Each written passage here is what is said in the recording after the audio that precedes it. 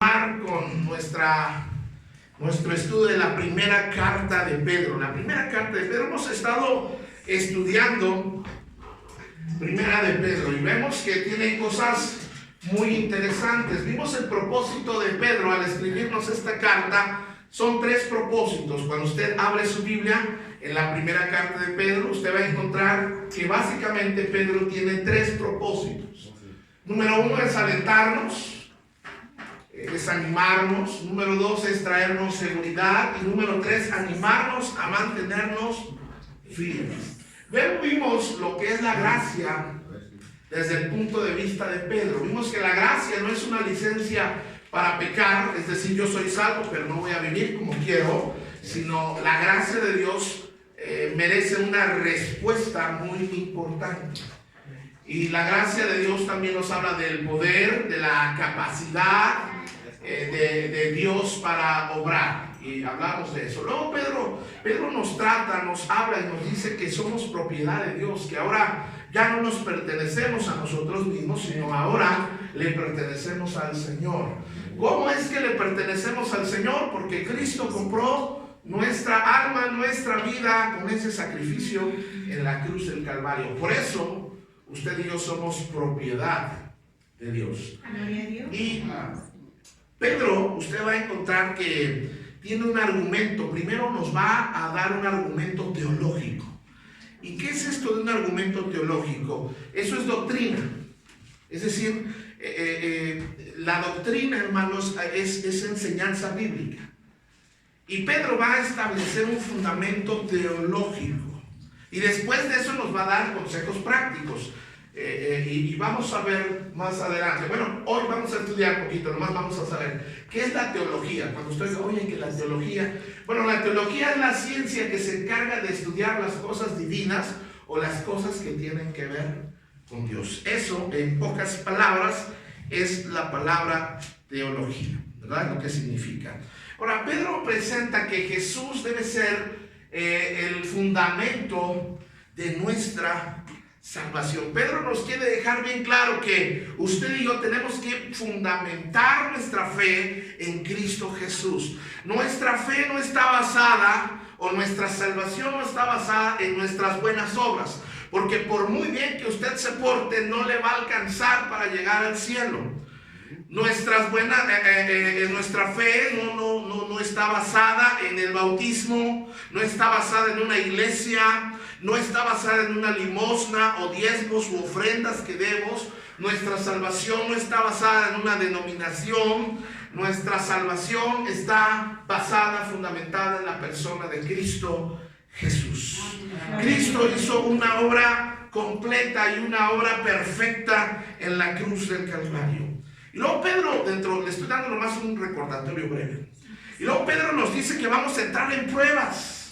Y nos dice cuál es el propósito de las pruebas. Que las pruebas no son para destruirnos, sino para purificar y para aumentar nuestra fe, para ver si nuestra fe es genuina. Y luego finalmente Pedro nos anima a tener un amor genuino, un amor real entre nosotros, y nos llama a un crecimiento espiritual. Y hoy vamos a empezar con primera de Pedro 2, verso 5. Espero que hoy sí acabemos el capítulo 2, ¿verdad? Porque nomás hemos avanzado un poquito. Y dice, ustedes son, ¿qué somos, hermanos? Piedras. Somos piedras vivas. Dígale a la persona que está a su lado, eres piedra. No estoy diciéndole que eres una piedra, pero eres una piedra viva. Amén. Ustedes son piedras vivas con las cuales, fíjense cuál es el propósito. Usted es una piedra, yo soy una piedra, ella es una piedra, aquel es una piedra, pero somos piedras vivas. Y esas piedras vivas tienen un propósito, y el propósito es con las cuales somos una herramienta, fíjense, con las cuales Dios edifica su templo espiritual. Además, son sacerdotes santos por la mediación de Jesucristo. Ustedes ofrecen sacrificios espirituales que agradan a Dios. Entonces, primeramente, nosotros vemos que tú y yo hemos sido llamados a edificar, a construir. ¿Sabe? Vivimos en una sociedad destructiva. Vivimos en una sociedad y el hombre tiene la tendencia de destruir lo bueno. Desde la naturaleza caída de Adán y Eva, el ser humano trae esa tendencia de destruir lo bueno, en vez de construir, derribar. Y Pedro nos está dejando en claro que usted y yo hemos sido llamados a edificar, no a destruir. Yo he sido llamado a edificar a mi prójimo. He sido llamado a edificar mi familia. He sido llamado a edificar mi fe, no a destruir. Y esto nos tiene que quedar bien claro porque está muy de moda este término tóxico. ¿Lo han oído? Sí. Es que la tóxica, el tóxico, y hasta nos reímos. Y hasta hay tonos. Yo no había oído eso, pero el otro día oí en WhatsApp, en el metro, el WhatsApp del tóxico. Ay, decía yo, qué tremendo. Y entonces nosotros vemos que hoy en día las relaciones son destructivas. Miren, cuando una relación empieza a quitarte la paz, el sueño, cuando una relación, no estoy hablando de una relación matrimonial, porque si es una relación matrimonial tienen que arreglarse, pero estoy hablando de una amistad, estoy hablando de un compañerismo. Cuando una amistad empieza a lastimarte, cuando una amistad empieza a hacerte menos, cuando una amistad empieza a ofender, es una relación tóxica.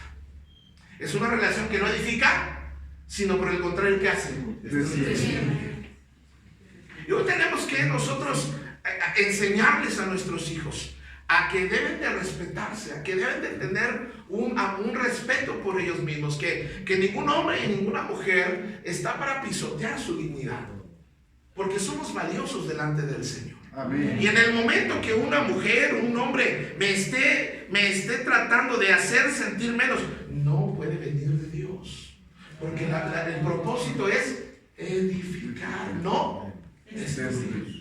Si una persona cerca de ti te está destruyendo, aléjate y cuéntaselo a quien más confianza le tengas.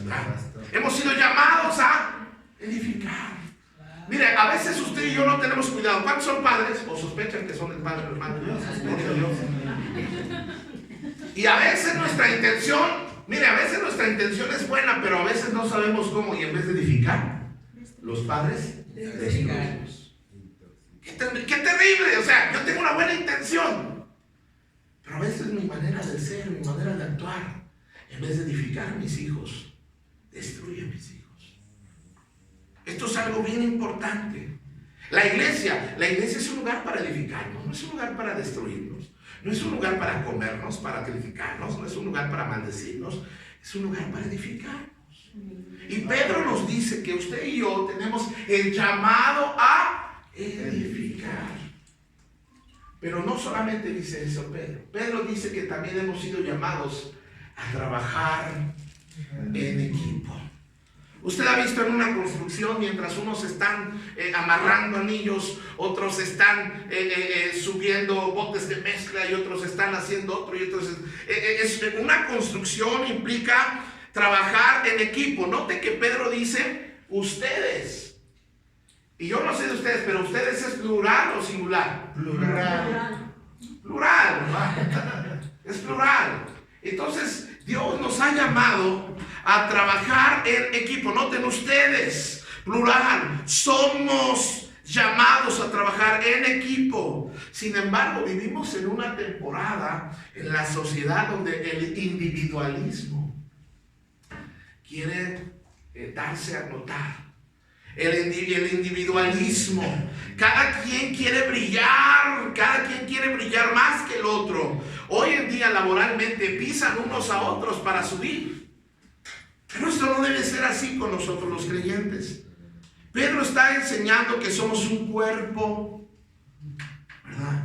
Y tenemos que dejarnos edificar a través de otras personas. Ahora, al edificar, yo no sé si usted alguna vez, bueno, no digo que todos hemos pegado un tabique, pero ha visto cómo nos pegan los tabiques. Y le ponen cemento y el cemento es lo que va uniendo los tabiques, ¿verdad? ¿Y qué quiere decir esto? Mire, al edificar los ladrillos o las piedras se unen. Y finalmente, cuando se unen, hacen un muro fuerte. Por eso es que si nosotros queremos ser una iglesia fuerte, tenemos que ser piedras que aprendan a estar unidos en Cristo. Mateo 16 le dice Cristo a Pedro, respondiendo Simón Pedro le dijo: tú eres el Cristo, el Hijo del Dios viviente.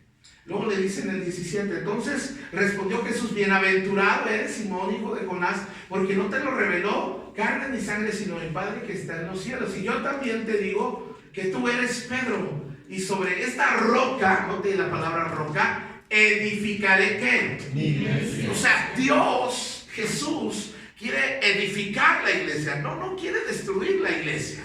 ¿Quién es el que quiere destruir la iglesia? El enemigo, Satanás. Ahora, la iglesia no son las paredes, no son las bocinas, no son esas hermosas luces que parecen antro, quién sabe quién me dijo, pero no son. La iglesia somos usted y yo. Amén. Y el diablo nos quiere destruir, pero Cristo vino a edificar. El propósito de Cristo es edificar su iglesia, levantar su iglesia, mejorar su iglesia, embellecer su iglesia. Y este versículo lo entienda muy mal. Si usted fue católico o es católico, con todo respeto, le quiero comentar que este versículo que acabamos de leer ha sido mal interpretado. Y la gente dice que Pedro, el católico común dice que Pedro, porque es lo que le enseñan, es el fundamento de la iglesia. Pero están malentendiendo. Jesús le dice: mira, tú eres Pedro. Y la palabra Pedro viene del griego, que es Petros. Y la palabra Petros significa pequeña piedra. Yo no sé usted, pero acaba de cumplir años la colonia, el campamento 2 de octubre. La gente más fina y guapa vive aquí. Pero cuando estos eran terrenos y muchos establecieron fundamentos, fundamentos, ¿cómo se llaman? Cimientos. Los cimientos eran muy grandes. Esta casa que mi abuelo empezó a construir tiene unos fundamentos muy grandes. Y nada, el problema hoy de muchas construcciones modernas, sobre todo esas de Infonavit, hermano, pues, tienen un fundamento de papel, ¿verdad? Se caen. Pero si tú quieres que algo esté, que dure, tienes que poner buenos cimientos. Y la iglesia no puede estar fundamentada en un hombre, porque Pedro, aunque era un apóstol, aunque era un siervo del Señor, no era perfecto. Si usted analiza a Pedro antes o durante su vida, Pedro muchas veces falló, a veces se equivocó. Entonces Jesús le dice: tú eres una pequeña piedra. Y una construcción tan grande como la iglesia no puede estar fundamentada en una piedra. Cuando Cristo dice: y sobre esta roca, dice: tú eres Pedro. Pero luego él está hablando del mismo, y sobre esta roca está hablando de Cristo. Cristo es en griego Petros y quiere decir roca total. Entonces el fundamento de mi vida, de mis emociones, el fundamento de mi fe, el fundamento de mi familia, el fundamento de todo lo que yo hago debe ser Cristo. Amén. Porque Él es la roca total. Ahora, edificamos en Cristo, no en Pedro, no en el hombre, no en el pastor. Y edificamos en Cristo. Ahora, tenemos el llamado, el propósito de edificar. Miren lo que dice aquí. Ahora ustedes se acercan a Cristo, quien es la piedra viva principal del templo de Dios. La gente lo rechazó, pero Dios lo eligió para darle gran honra. Ahora, Cristo es la piedra principal. Mi vida debe estar entrelazada a otros creyentes, a otras piedras. Ahora, a veces entre las piedras o los tabiques va a haber fricción. Pero yo tengo que tener el amor que me une a mi hermano, a esa otra piedra que está aquí. Es el amor lo que nos une. Por eso Pedro también dice: debemos de amarnos unos a otros. A pesar de eso, habrá muchos que son ásperos en la iglesia. Sin embargo, no debemos de tomar en cuenta eso. Primera de Pedro 2:13 dice: por amor al Señor, sométase a toda autoridad humana, ya sea el rey como el jefe de Estado. Y luego Pedro nos anima a someternos. Nos está diciendo que Dios nos llama a respetar y a someternos a las autoridades civiles. Pero pastor, yo no estoy de acuerdo con el cabecita de algodón. Pero pastor, yo no estoy de acuerdo con la jefa de gobierno. Pero pastor, yo no estoy de acuerdo con el jefe de la alcaldía. Pastor, yo no estoy de acuerdo.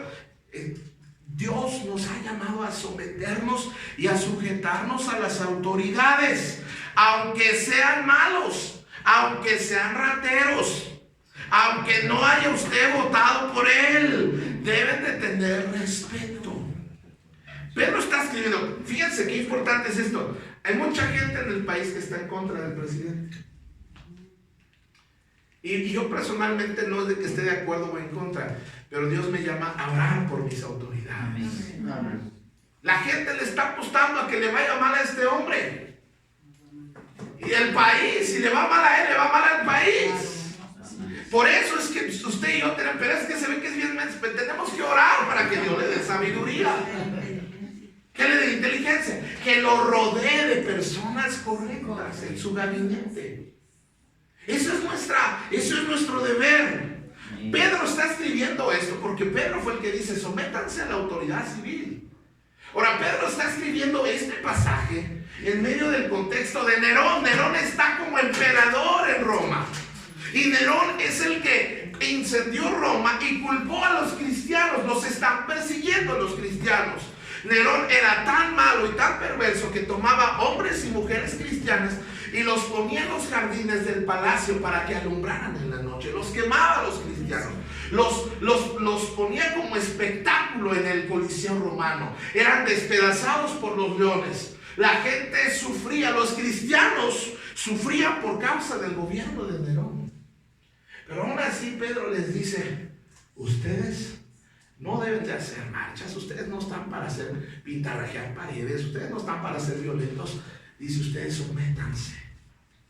Porque el cristianismo, hermanos, es una contracultura. Nosotros no somos igual que el mundo. En el mundo hacen marchas y rompen cosas y gritan consignas y maldicen a los gobernantes. Nosotros no. Nosotros oramos y nos sujetamos. Pedro está escribiendo eso en ese contexto. Ahora no nos dice que nos sujetemos porque estemos de acuerdo. Hay muchas leyes que están dictando hoy en día, y ahorita le voy a decir cuáles con las que yo no estoy de acuerdo. Yo no estoy de acuerdo con el gobierno.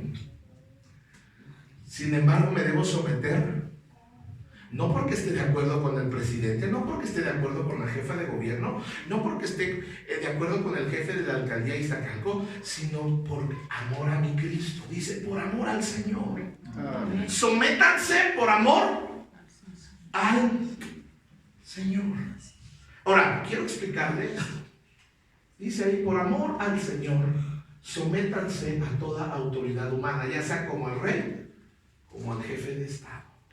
Pues ustedes son libres. O sea, yo puedo escoger someterme o no someterme.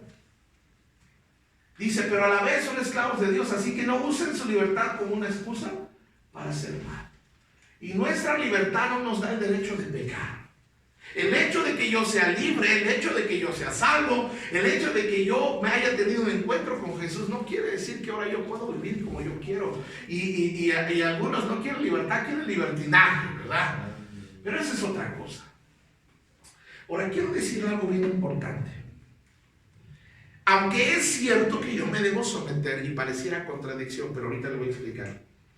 Aunque es cierto que yo me debo sujetar a las autoridades civiles, aunque yo no esté de acuerdo, también debo de tomar en cuenta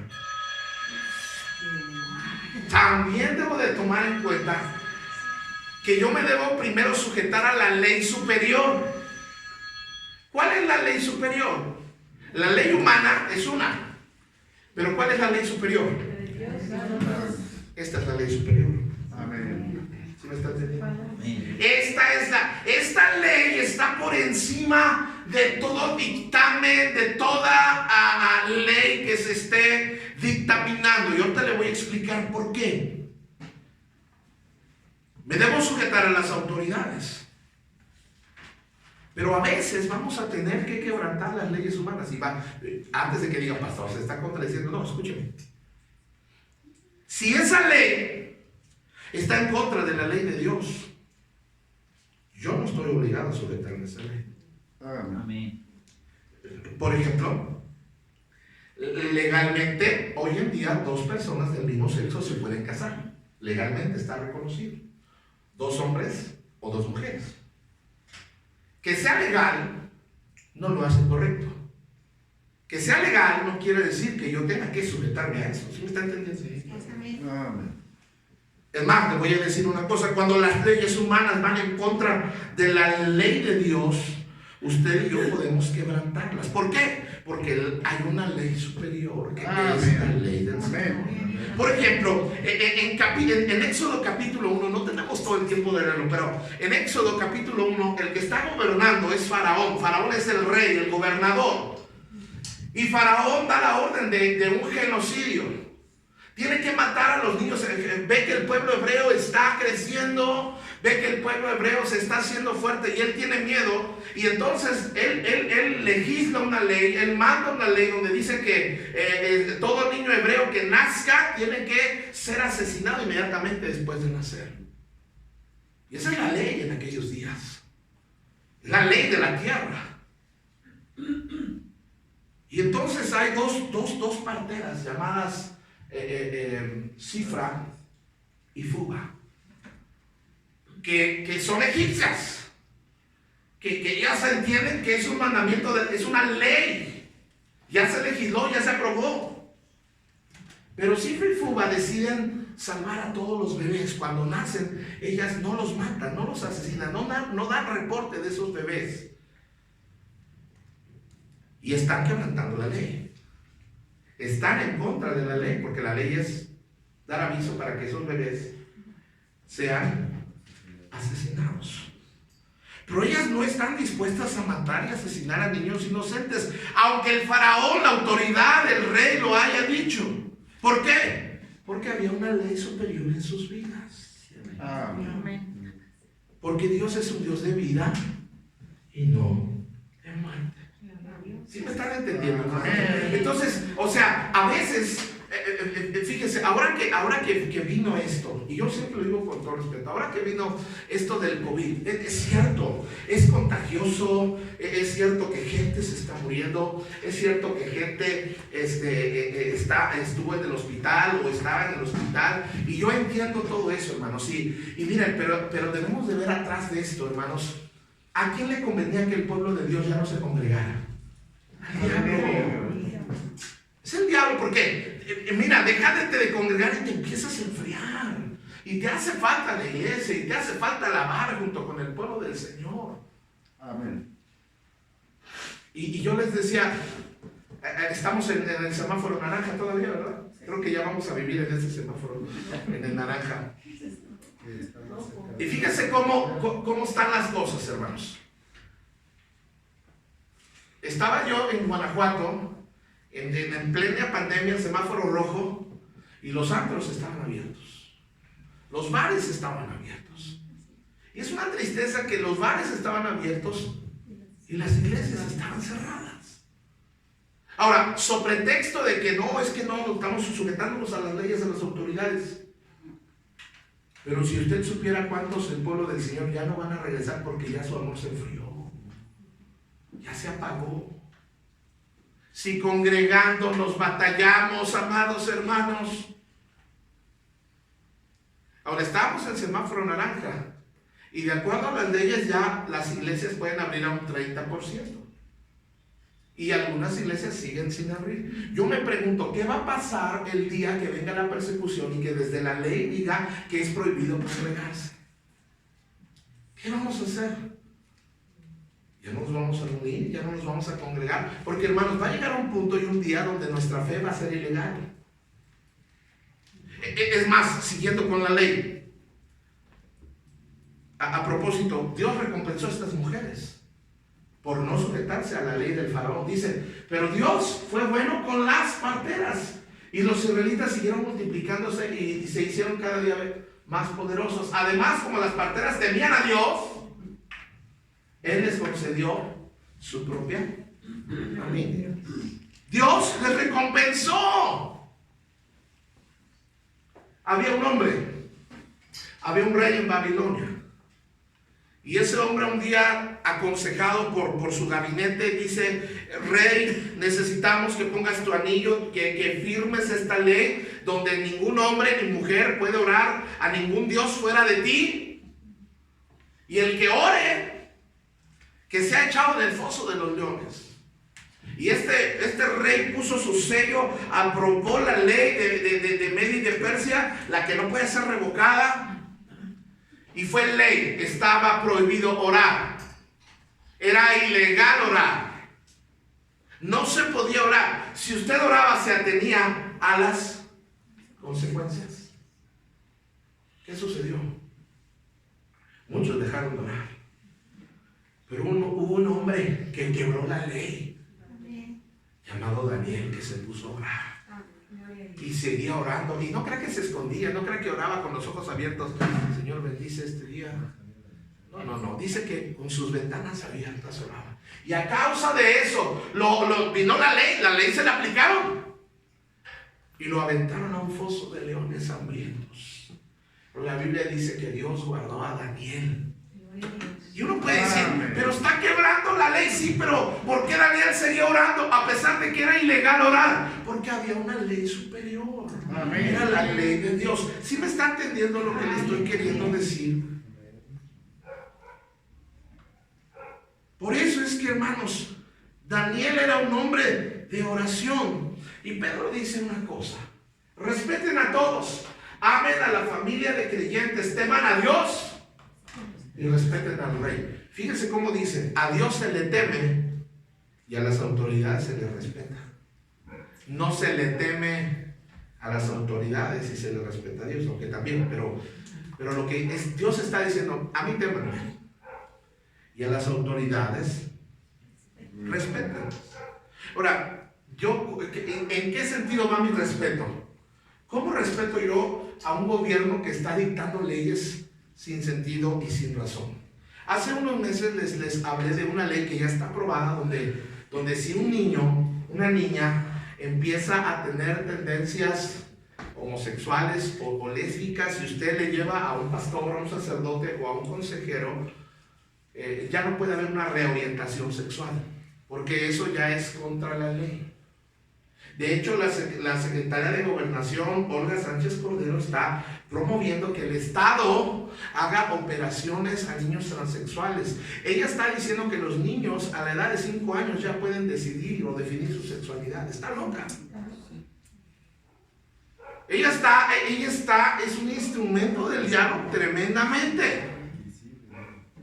Y hay muchas leyes que se están dictando. Otra vez quiero decir, el hecho de que se dicten las leyes y se legislen las leyes y se aprueben las leyes en el Senado, no quiere decir que yo estoy de acuerdo con ellas.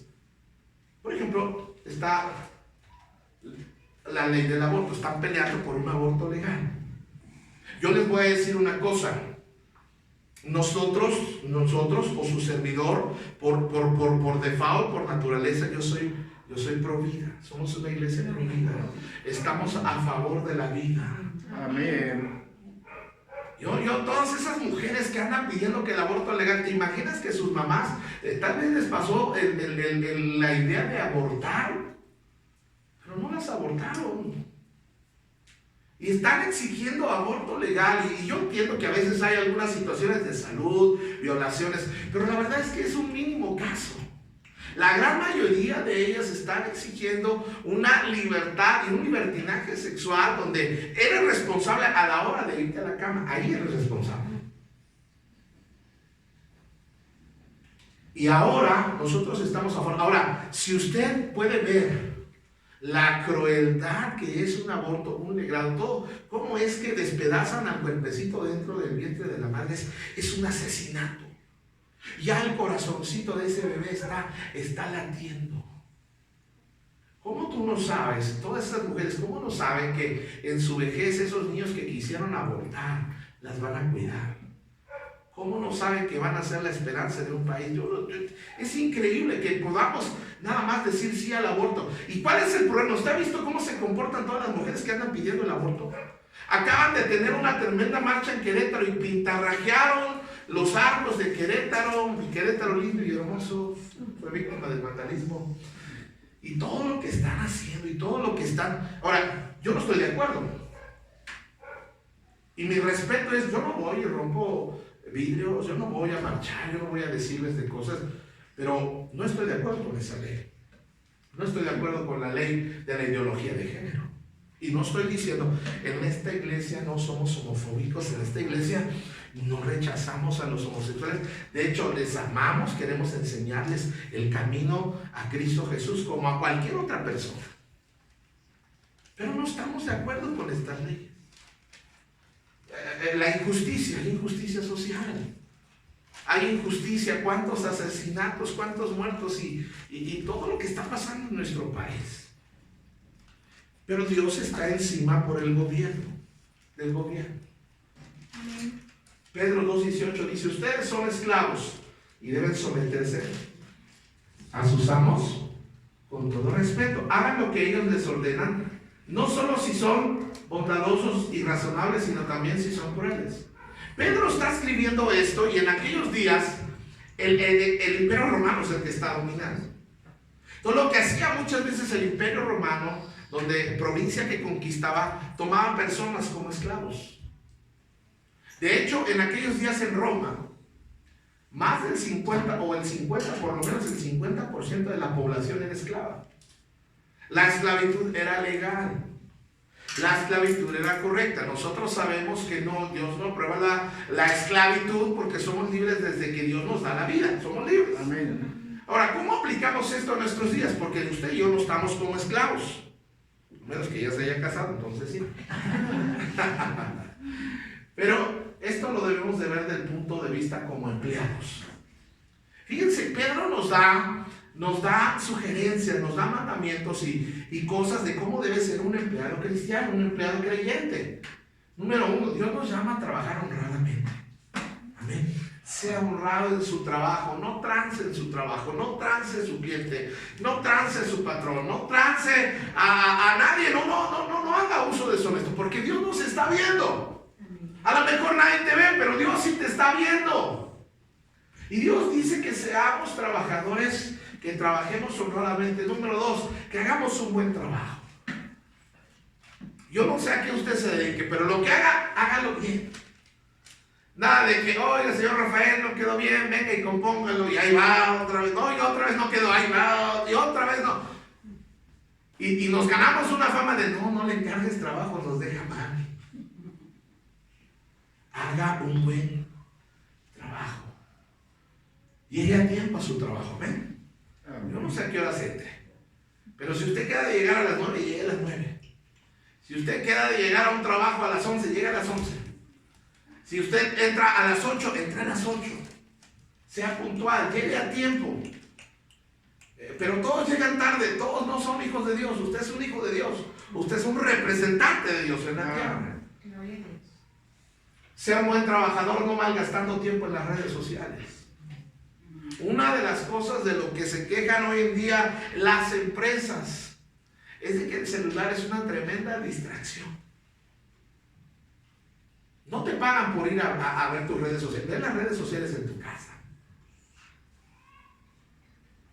Número que sigue.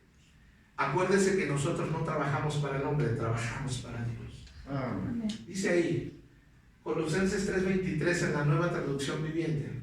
Trabajen de buena gana en todo lo que hagan como si fuera para el Señor y no para la gente. Y luego dice, recuerden, el Señor los recompensará con herencia. Al que amó a quienes sirven es Cristo.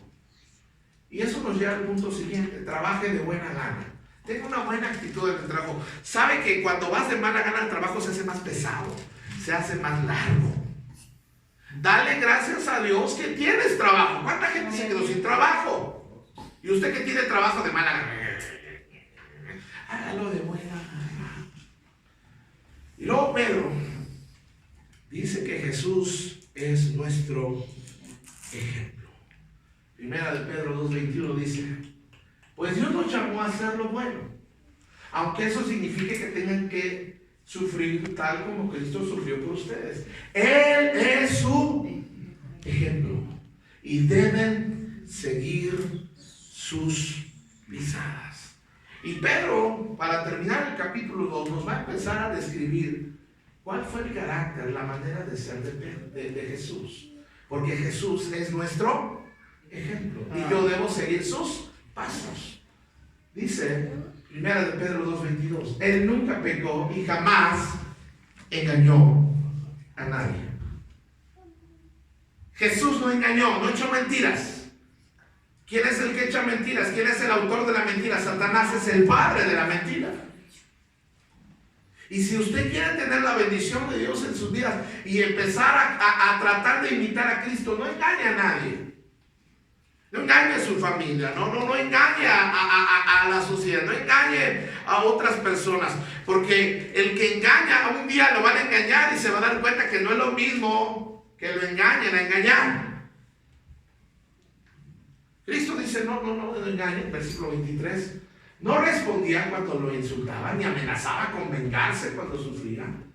Dejaba su causa en las manos de Dios, quien siempre juzga con justicia. Sigue diciendo: Él mismo cargó nuestros pecados sobre su cuerpo en la cruz, para que nosotros podamos estar muertos al pecado y vivir para lo que es recto. Por sus heridas ustedes son sanados. Antes eran como ovejas que andaban descarriadas, pero ahora han vuelto a su pastor, al guardián de sus almas. Pues vamos viendo el carácter de Cristo. No peleó. ¿No qué? No peleó. Háblenme fuerte. No peleó. No peleó. ¿Cómo algunos tenemos una actitud tan contenciosa? Peleamos de todo y por todo. Todo nos molesta, de todo peleamos, de todo alegamos, peleamos con chicos y grandes. Y tenemos un espíritu peleonero. Como aquel que le dicen: ¿qué me ves? No te veo. Ah, entonces me ignoras. O sea, como quiera. No, dice que no buscó vengarse. Si alguien te ha hecho malo y alguna vez... Ahora, una cosa es sentir el deseo de vengarse y otras cosas es vengarse, ¿verdad? Pero de repente cuando alguien te ha hecho algo malo, de repente la parte carnal de nosotros dice: pero va la mía. Uy, no sabe con quién se metió. No se vengue, usted déjese mal, Señor. No mande demanda, no entre en demanda si es posible. Mande demandando gente. No buscó vengarse. No buscó demandar a nadie. Fue humilde. Y humilde no es de decir: oh, pues es que yo soy bien humilde, no tengo nada, no soy nada. Eso no es humilde, eso es un complejo. Humilde es saber quién soy yo y quién es Él. Yo no soy, Él es todo. Yo soy su siervo, Él es mi Señor. Hoy en día vivimos en un tiempo donde podemos demandar por todo y de todo. Y Dios nos dice: aprende a confiar en mí, yo te defiendo. La muerte de Jesús, amados, fue injusta. Fue un complot, fue una cosa que muchos planearon y Satanás estaba moviendo todo ese plan. Pero ¿sabes qué dijo Jesús mientras lo abofeteaban y mientras lo golpeaban y mientras le latigaron 40 veces la espalda? ¿Sabes qué dijo? Nada. Ni una palabra mientras estaba en eso. Y estando en la cruz dijo: Padre, perdónanos. Pedro intentó defenderlo con una espada y Jesús le dice: guarda tu espada, ridículo. Bueno, eso no está ahí en la Biblia, pero yo... Te voy a decir una cosa, te voy a dar una profecía. Un día alguien te va a atacar. ¿Qué debemos hacer, pastor? Me lo surto, me lo echo, le pego, le doy. Como las piñatas, dale. No, hermanos. Deje que Dios lo defienda. Pero es que van a decir que soy bien menso, y van a decir que soy cobarde, y van a decir que... No importa nada de eso. Entonces usted y yo tenemos que aprender que la vida cristiana es una vida diferente. Desafortunadamente, cuando hemos caminado lejos del Señor, nos hemos acostumbrado más a vivir como los que no conocen a Cristo. Pero Dios nos llama a retomar la vida que dejamos y empezar a vivir como Cristo quiere que vivamos. Por eso es importante recibir el consejo de la palabra de Dios. Por eso es importante que usted se vaya esta tarde con esto. Aquí está su manual de vida. ¿Tienes dudas? Aquí está el manual.